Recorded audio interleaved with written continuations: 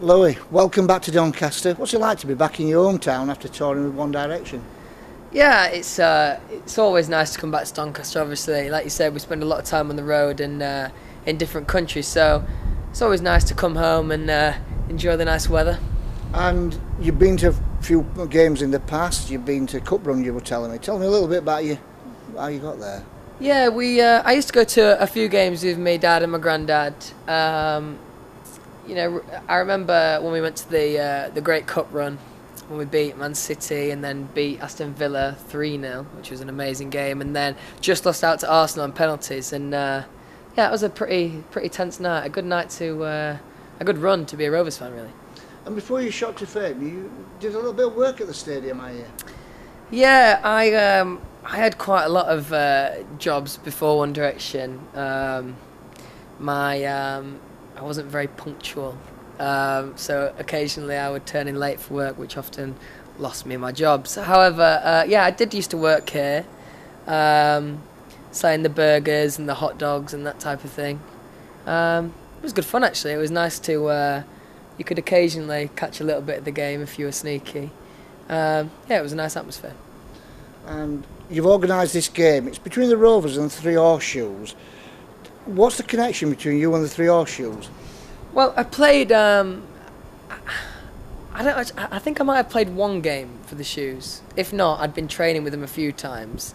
But a lot of my friends, actually, my friends from school, play for that club. And actually, I remember we'd played against them a few times. In fact, we played against the Shoes at one of the pitches next to Keepmoat, one of the training pitches, I think. I spoke to one of my friends, Rob, and he was saying how they were struggling for funds and they couldn't really afford to carry on. So I kind of thought I might as well get involved, and here we are. And we've been talking quite a while on this. How did all this game idea come about with the charity game? Well, I just thought what would be, I'm very lucky to be in the position that I am, and I thought what would be the best way to, kind of others benefit from what I'm experiencing at the moment. So, obviously it's always great to do things for charity. And as a band, that's something that's really important to us. And not just that, for the lads, my friends at home, I just thought let's do something that, can be as big as possible for the lads. So I think all the lads are very, very excited.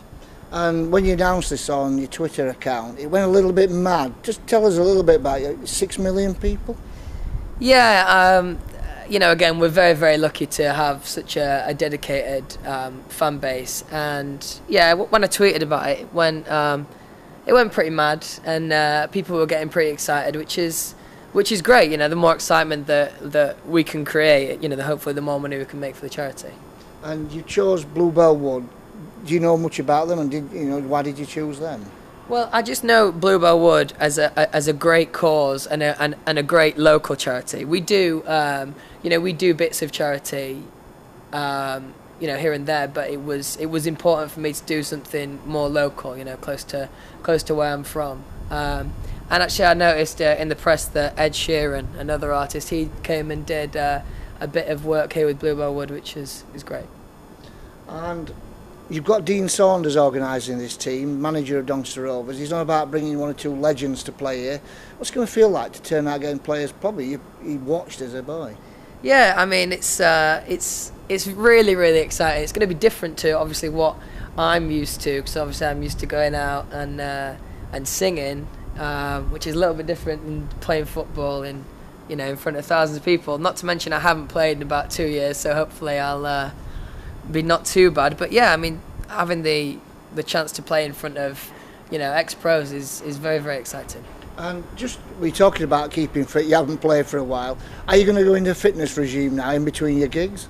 Yeah, I've actually I actually had my first session yesterday. I've got a personal trainer called Georgie, who's he's actually just turned pro boxer, and I started with some boxing training because it's just absolutely relentless. So I'm aching a little bit today, but yeah, I'm going to train regularly. Hopefully I'll last the whole 90 minutes. Yeah, it must be hard with the hectic lifestyle you've got to actually fit all this in. It is hard to fit it all in, exercise, because, you know, after a long day you just want to go to bed or whatever, and also diet is difficult because we're always on the road, and you just want to grab the nearest, you know, McDonald's or KFC, isn't it?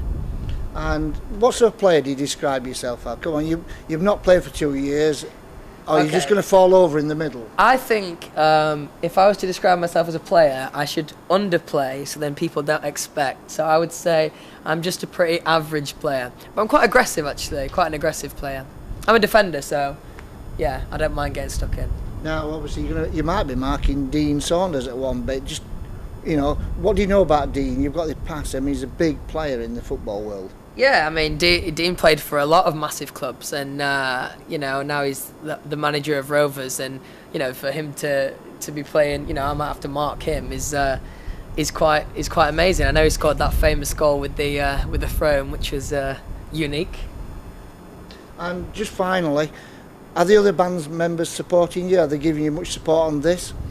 Yeah, all the band, you know, when I've been telling them about when you know, I was getting involved with Three Horseshoes, then when I told them about this friend, they were all really excited about it. Hopefully a couple of them are going to make it down to the match. I know Niall definitely said he was interested. I mean, it all depends what the boys are doing with their families on that day, but hopefully we can get a few of them down.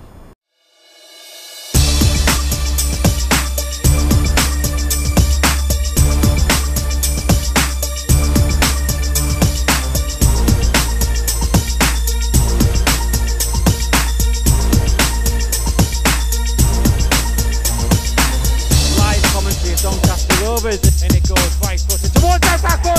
Perfect! Bursting into the box, look, it's in! It's there! It's Dave Tyers! Left footed, a close bound, goal! 1-0! First shot on goal! Doncaster Rovers lead!